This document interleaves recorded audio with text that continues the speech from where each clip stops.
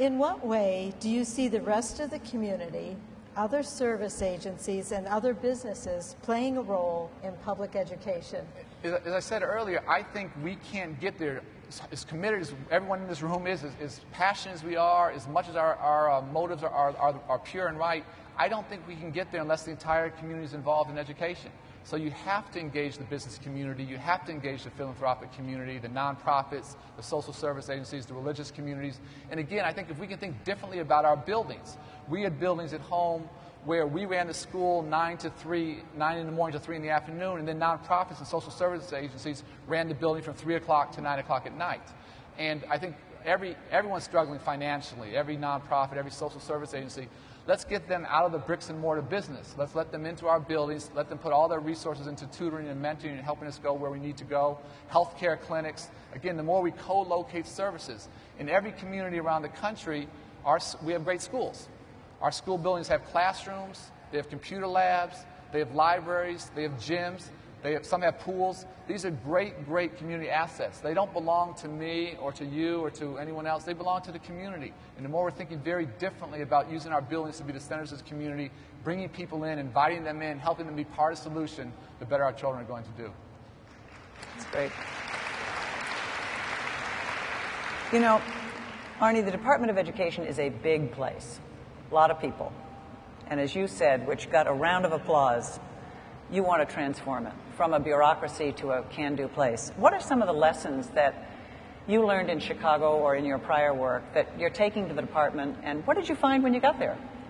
What I found was actually an extraordinary amount of talent in the department. The career staff has been phenomenal. You know, we've been turning out a ton of work and getting put $44 billion out this past week, and people have been working nights and weekends and holidays, and so that's been remarkable. So what are the lessons learned that are transferable? Again, I think a lot about sort of political courage and having the will to make tough decisions. I think that talent matters tremendously, and I'm trying to recruit the best and brightest team from around the country to support the great work that all of you are doing. And then finally, I think so much of my job is doing the opposite of what I did today of lecturing. So much of my job has got to be to listen, to really get out there and hear what's working, hear what's not working. And again, the more we can invest in what works, scale up what works, scale up those best practices, to me, that's the heart of my work going forward. How do you see the education department working with school boards in order to make the necessary reforms in public education? I think that relationship is hugely important. And before I came to Washington, I definitely didn't think Washington should be running education nationally. And now that I'm in Washington, I think that more strongly than ever before. You know, education always has been and always will be driven at the local level. And so our job has to be to empower what's going on there, again, to invest in what works, to challenge the status quo when things aren't working. But the more we can get resources, and I know, folks here probably have lots of concerns about states messing around with money, and we're going to be very, very tough about that. Money has to get from states to districts, to children, to classrooms. And we have an opportunity, again, to really invest significantly new dollars, more dollars where folks are doing the right thing, and where folks are acting in bad faith and not helping children or playing shell games, we're going to come down like a ton of bricks. And so we have a real opportunity to drive great practices at the local level and to support the hard work that's going on. Okay, this one I'm just going to toss in there. What's the most controversial action that you think needs to be taken? I think we have to, lots of them, so I'm not sure. I'll say a couple things, so I won't give it as precise an answer as I should. I think we have to do a much better job of telling the truth, the good, the bad, and the ugly. And I think, I really believe the truth will set us free, and it will spur some conversations that are hard and painful and tough. But I think if we're going to challenge the status quo and get past complacency, we have to know what we're talking about. So I think that's one piece of it, is telling the truth. Secondly, I think we have to think a lot about what it takes for our children to be competitive in the 21st century. And that's going to challenge us to do some things that we haven't wanted to do historically.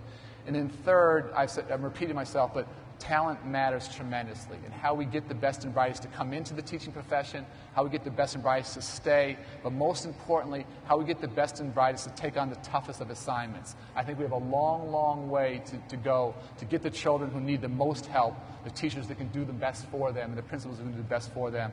I want to really try and see how, as a country, we can start to crack that nut. You know, final question. You've got probably maybe 5, 6, maybe 9,000 people in the room, and I know from the attendance that 5,200 of them are school board members. So what advice would you give to some of the most committed men and women in America? Yeah, I don't think you need my advice. I think people know what the right thing to do is. Again, I think what the biggest battle we have to fight is, do we have the will, do we have the courage to do what's right? I think everyone here in their heart knows what is right, and we have let adult issues, we have let adult challenges, we have let how we behave, not just Department of Education to board members, but how board members behave with each other. We have let adult issues get in the way of what's right for children. And I think